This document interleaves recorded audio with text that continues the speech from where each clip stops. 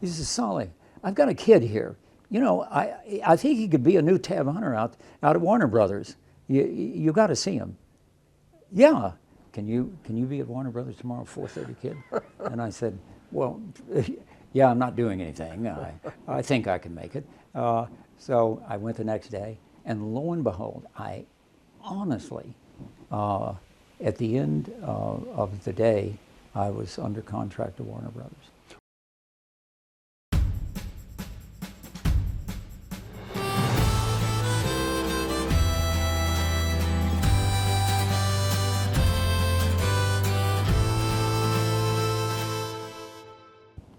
Hi, I'm Rob Word. Welcome to A Word on Westerns. I am very fortunate today because Roger Davis is joining us once again to talk about his career.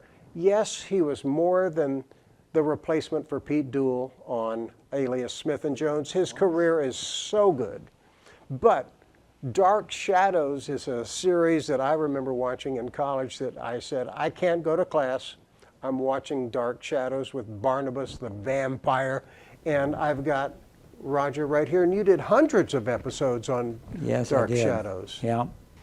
In fact, last night I'm watching YouTube, and there was maybe 4 or 5 minutes, a little string together of all of my kisses to different girls, mostly the one girl. Then she gets played by other girls. Okay, she got pregnant and had to leave the show. But so you have this long series of our love affair, and then you see me, and I don't change at all. I'm loving all of them, and it's... That's the kind of guy you are. Yeah, oh yeah, right. You did a Bonanza episode that was a backdoor pilot with Ben Johnson that I thought was one of the very best episodes ever of Bonanza, and maybe that's because it was only you and Ben as the leads, called Top Hand. I was very lucky. That episode, Ben and I, at the end of that episode, they put 2 stallions next to us, and they had hands to work those 2 stallions. And so Ben has 2 ropes like this over the saddle horn, and I have 1. Okay, and so I'm going to try to rope, okay, and so the 2 horses come out, okay, and so I threw my rope at mine, it missed, of course, and he took the 2 ropes off, okay, ready, held the rein like this, took the 2 ropes and went and lassoed both horses, brought them to a standstill. And so he's the top hand. Oh man, he was.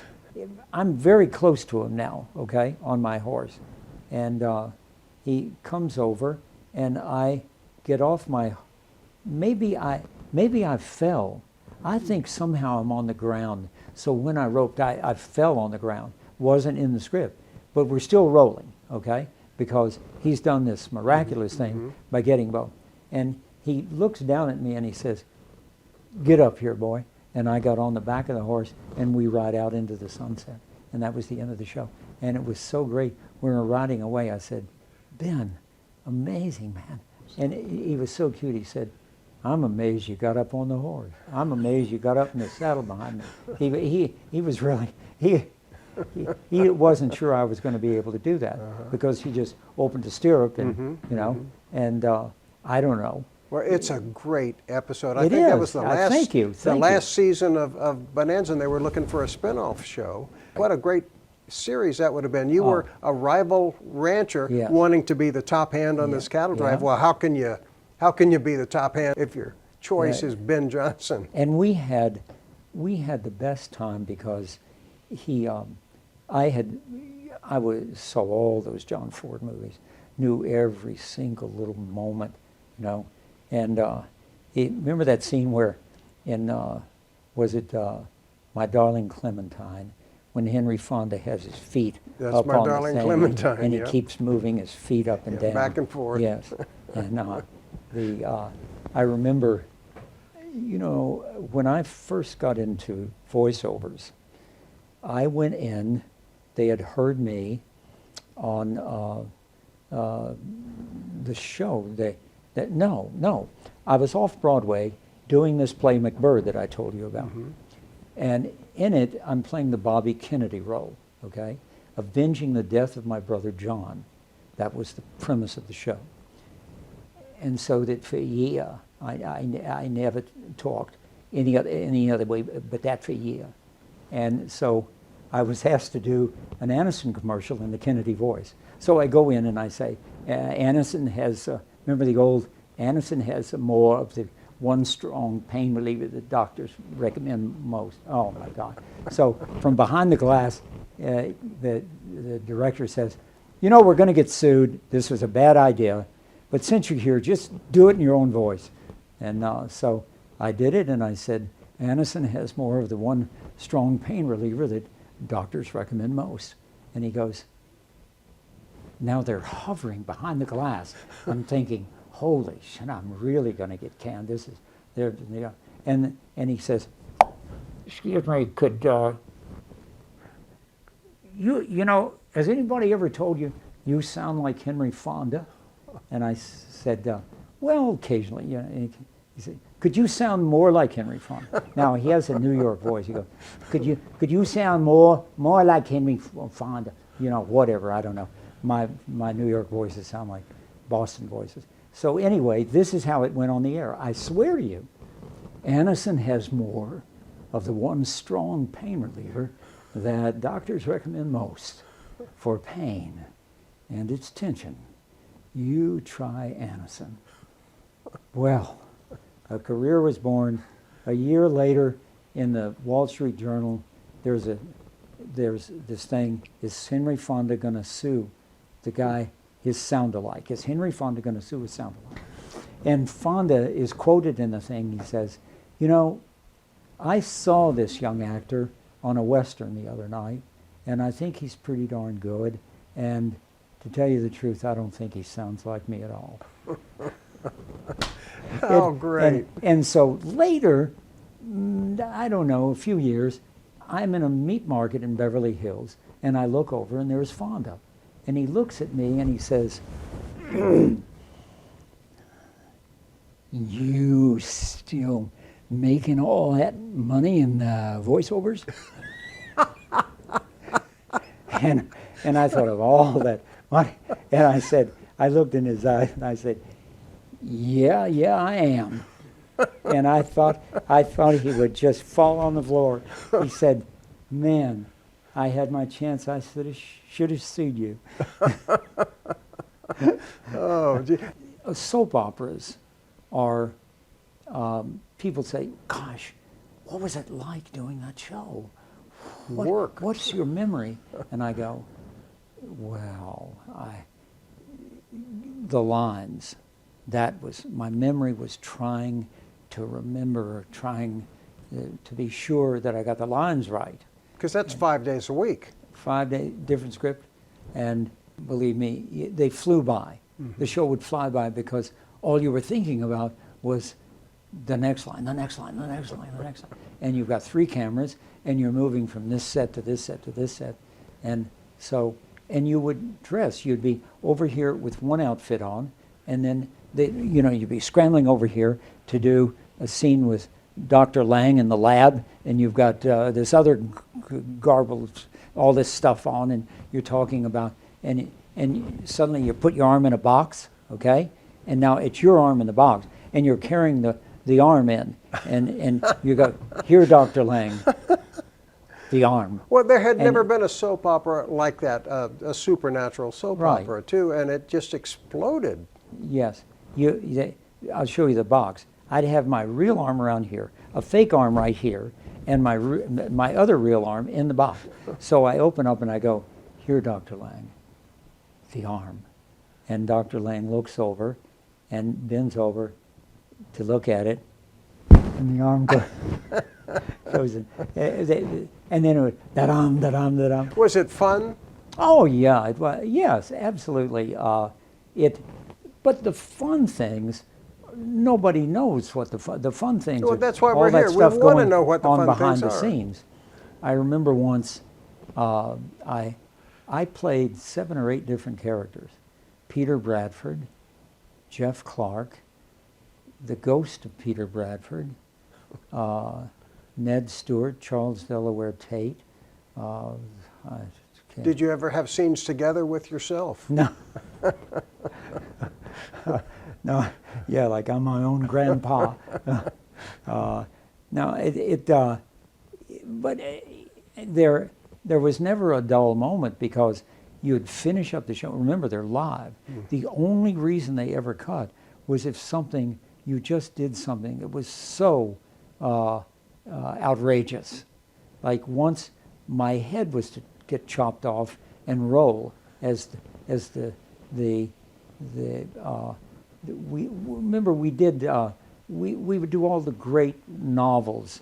In this particular one, it's the Portrait of Dorian Gray, and I've painted this portrait of Quentin, and it's aging, but he's not aging. Okay, and then he puts a spell. The witch puts a spell on me, and my head is cut off and rolls across the floor, and then they had me under the floor. With my head would pop up, okay, and they'd roll this thing that looked like my head, and I couldn't stop laughing.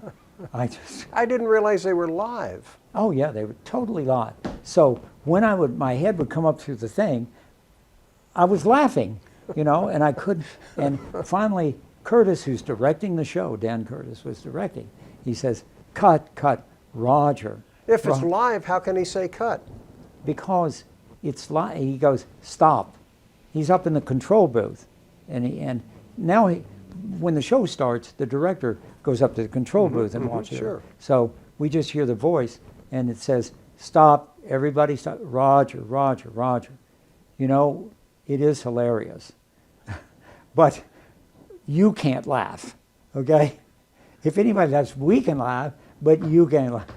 And so I finally toned down, and we got the scene, but I'm confused though, because if it's live, how could he say cut? Wasn't it on? You guys did it as if it were live, but he shot it on videotape. When I first went on, you're right.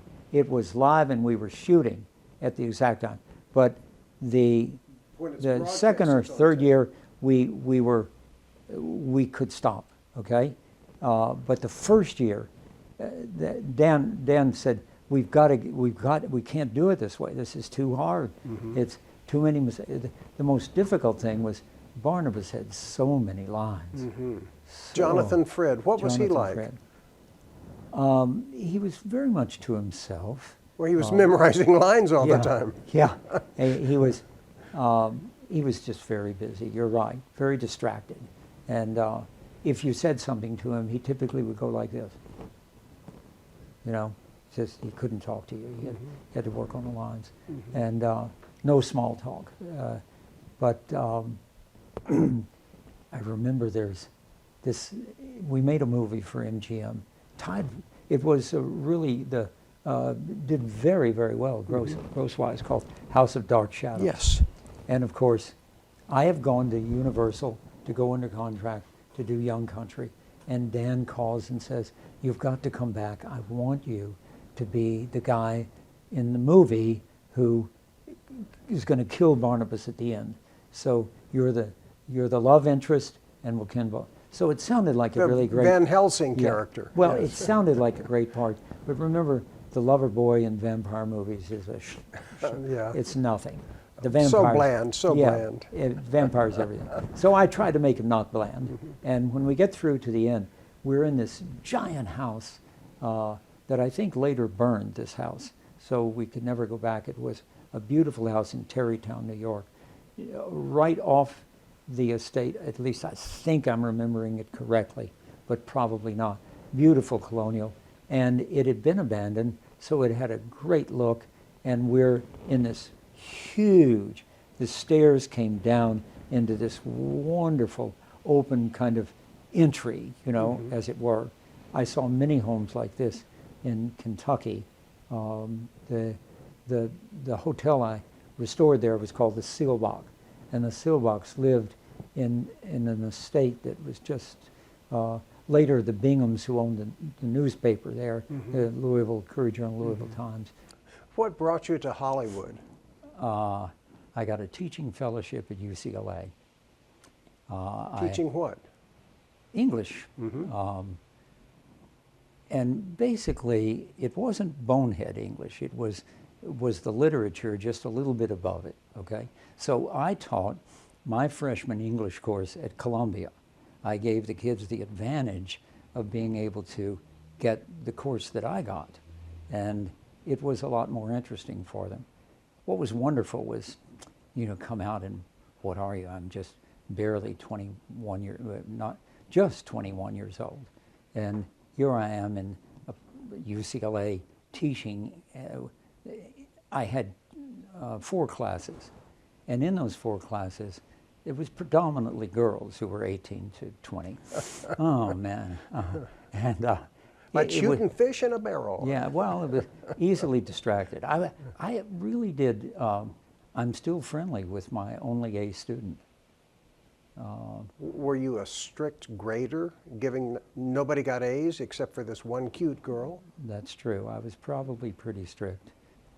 I had a young lady who was very attractive and I thought was you know, had great charm, but she still was not a good student. I gave her, but I was generous. I gave her a C- and a D. D the first semester and then a C-. But yeah, I was honest about it. If you couldn't write a sentence, if you couldn't put a paragraph together, okay, I wasn't asking you to know the lake poets from the Greeks. I was only demanding that because think about it now, how many people, what happened to writing? People don't even write letters anymore. And if you look at some of the people who are sending all these texts with all the misspellings because they never check, yeah, you just think this person isn't very smart. what is TYSM? And I say to my daughter, what's TYSM? Isn't that thank you so much? Yeah, but who knows? Well, I didn't know. Yeah. This see? is a quiz. You're Yeah, quizzing me? But that's, you know, cell phone talk. Now, in your class, as you're teaching, you're out here. Did you run into people in the business? How did you first get involved in yes, the business? That's interesting. I had met a lady who wrote the I've Got a Secret show. Remember that show? Sure. It was, what was the guy's name? Was it Bill Cullen? No. Gary no. Moore? Gary Moore. She came out to visit, and she called me and she said, I'm going on the set of The Tall Man. It was a show with Clu Gulager and Barry Sullivan. Yeah. And she said, the director really likes me. Who directed the Lethal Weapon movies? Richard Donner. Dick Donner. She said that he really is romantically, he was single. He's romantically just real focused on me, Roger.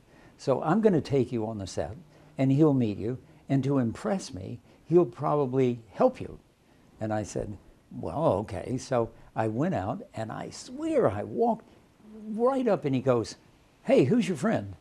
And she goes, this is Roger. He just graduated from Columbia, started at Harvard Law School, switched out to UCLA to teach English. And he goes, hold on, just a second. He gets on the phone. He goes, dials it up, says, Solly. Now he's talking to Solly Biano. This is the right arm of Jack Warner at Warner Brothers. He says, Solly, I've got a kid here. You know, I think he could be a new Tab Hunter out at Warner Brothers. You got to see him. Yeah. Can you be at Warner Brothers tomorrow, 4:30, kid? And I said, well, yeah, I'm not doing anything. I think I can make it. So I went the next day, and lo and behold, I honestly, at the end of the day, I was under contract to Warner Brothers. What kind of a contract did they have? Was it a multi-year? Strictly 7 years, okay? And I remember when I met with a guy, his name was Miles Gilbert in casting. They asked me if I could do a scene, if I could do anything, okay? And I said, well, sure, I can do, I've got a scene. And can you do it without anybody? And I said, sure. And I said, well, it's from Bus Stop. And I said,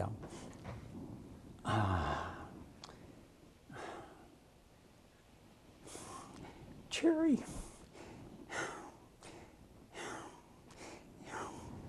wasn't right of me treating you the way I did, dragging you onto that bus, trying to make you marry me whether you wanted to or not. Think you could ever forgive me? And they go, oh my God, we didn't expect that, kid. And Tears, real tears. So Jack Warner was the last person I did it for. I did it for, in this The big same scene boardroom, over- same scene. And Do that again. Yeah, and so the fourth time I did it was, and there was a long boardroom, and at the other end was a guy named Bill Orr, who would be on every show you'd see, William T. Orr. The son-in-law of Jack Warner. Son-in-law of Jack Yes. Warner. And so when I got through doing my little thing, he said, now this was interesting. He said, pull your hair back. Let me see your hairline. And I pulled it back. Then I had a mound of hair. Okay. You could barely see my face. But okay. So he goes, yeah, okay. And he looks down the end of the table and goes, Bill. And Bill did the right thing. He went, and I was in. I was Wow. in. So I go down to see Miles Gilbert, and I remember he had this terribly deep. I can't get as deep as Miles Gilbert, but let me see if I can. You know, our top salary here is $580 a week. Now this is 1961, $580 a week. Oh my Lord! I'm at UCLA making $90 a month as a teaching instructor.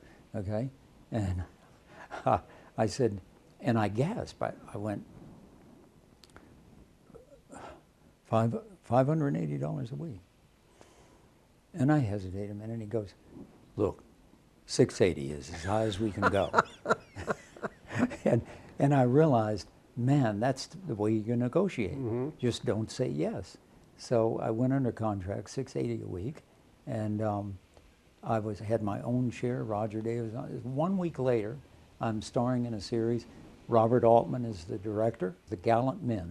Oh, it was a war series. Came yes. on the same The same year. time Combat came Yes, on. came on the same year. We were fighting in Italy, okay? They were fighting, I think, in France, okay? We did better, you know, in the war in Italy than we did. Than you did in the ratings? Yeah, the Gallant You were on Men. Saturday nights, We I were think. canceled before we got to Rome. We. Now, who all was in that show with you? Oh my Lord! William Reynolds was really the star. He later did the FBI, and At Warner's. at Warner's. Yeah. But there was a squad, and I was the kid from the country.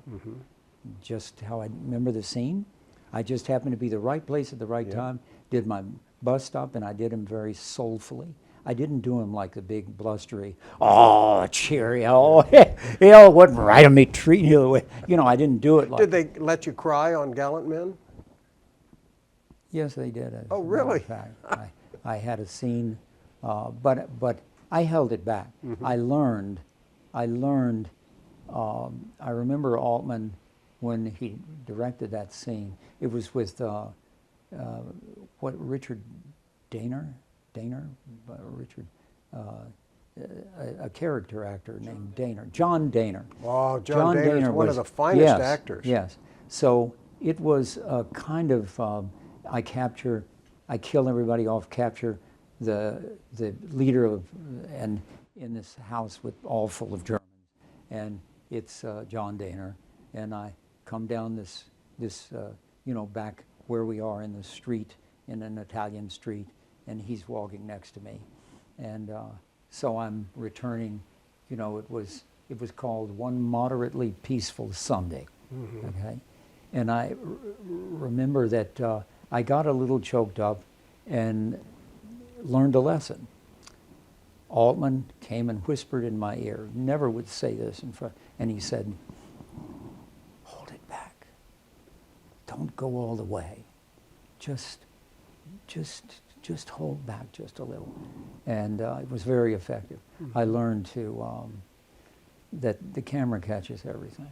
You don't have to. I know a friend of mine, Jacqueline Scott, who worked with him in an episode of The Sheriff of Cochise. And she used to tell people, she says, I worked with this guy, and he's like the best director ever. And people didn't know who she was talking about, of course, until he did MASH. Sure. And then all of a sudden, he's a he genius. Well, there were a lot of guys who were really good TV directors. As soon as the next show after Gallant Men was canceled, we did 39 shows. Now, later, think of it, a season is 13 shows, 7 shows, 8 shows. But in those days, 3 networks, you're really being watched. I remember going to my first big party, and Clint Eastwood was sitting next to me, and I had gone straight from the set. And he looks over and he says, you came straight from the set, didn't you? And I said, yes. And he said, well, tell that to everybody in case you didn't, because your makeup is coming down on your shirt.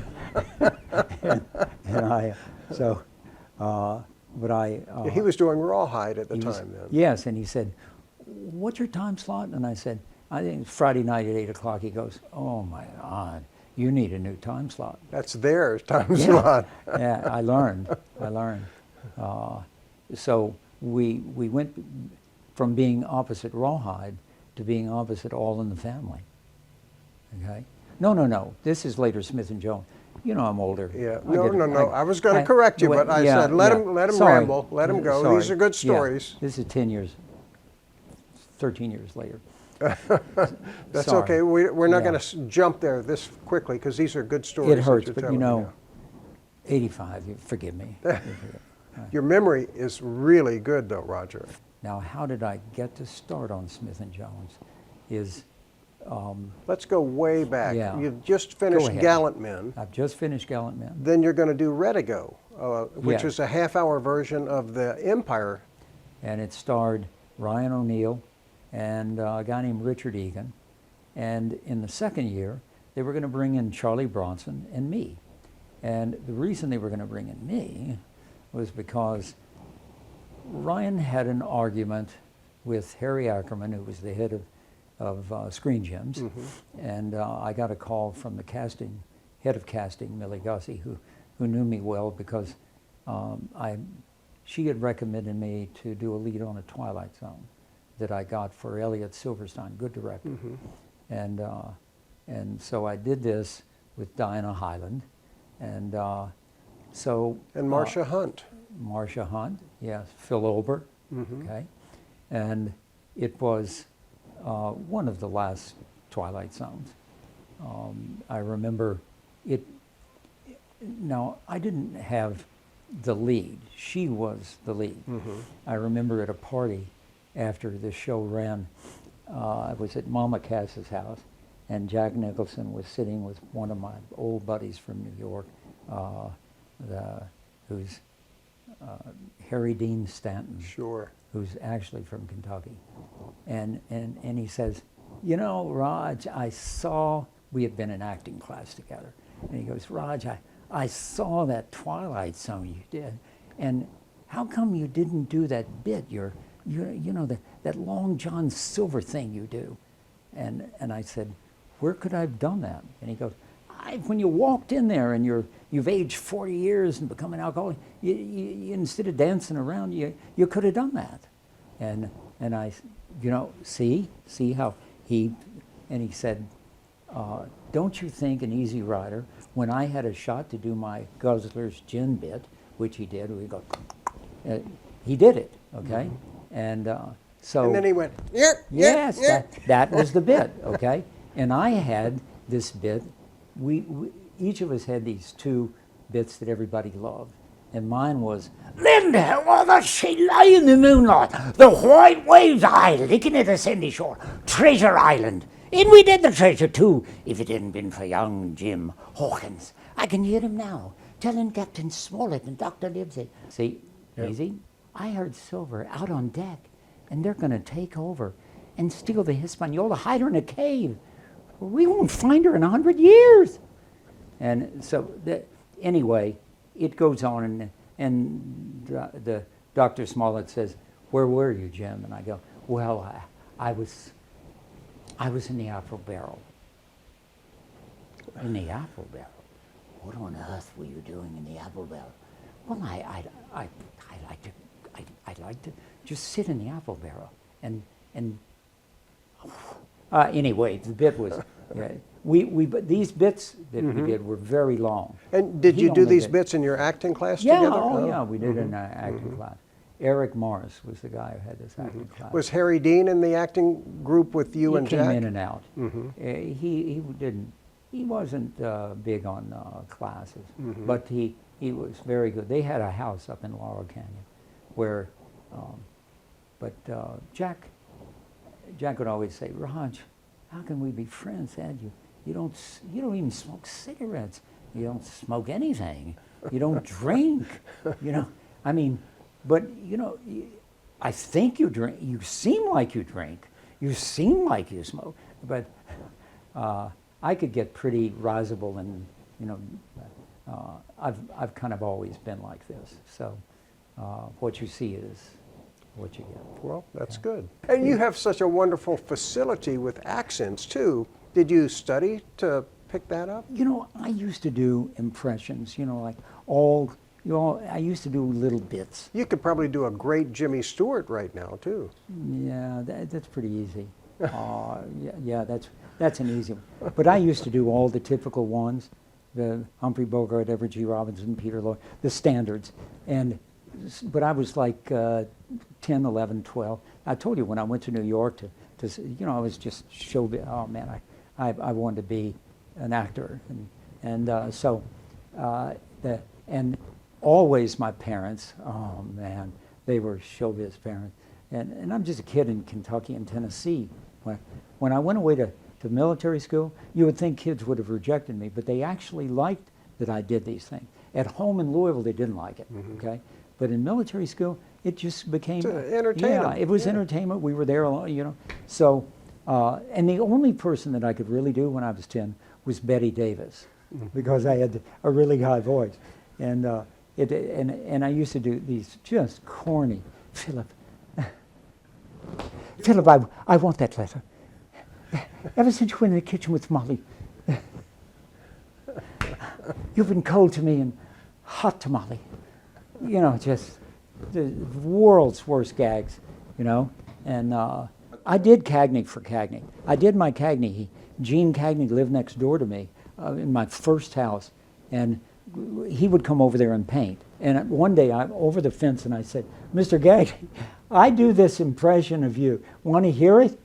And he comes over, he walks over the fence, he goes, "Yeah, I'll hear it if you'll take this fence and cut it down about 2 feet, because my sister doesn't like it so high." I cut it down, I swear to you.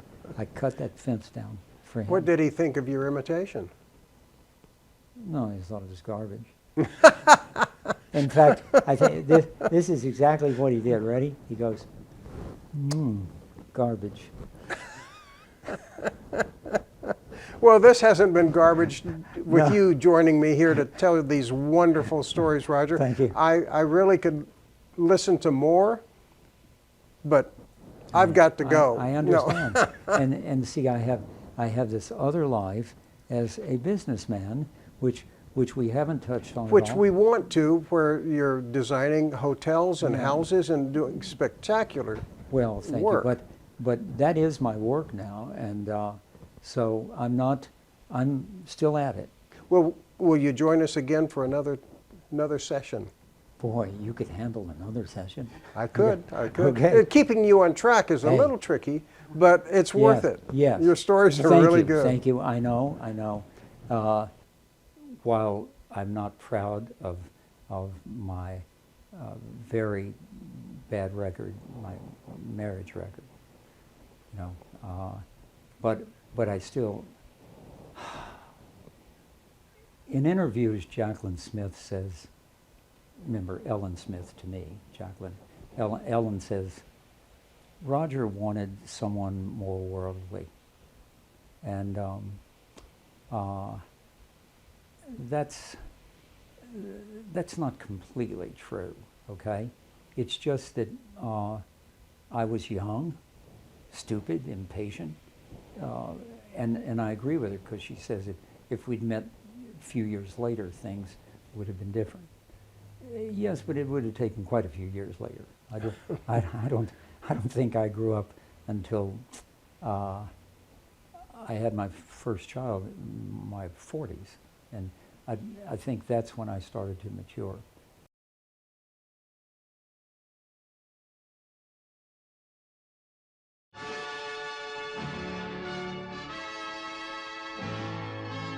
Actor Pete Duel starred in the 1971 hit Western series Alias Smith and Jones.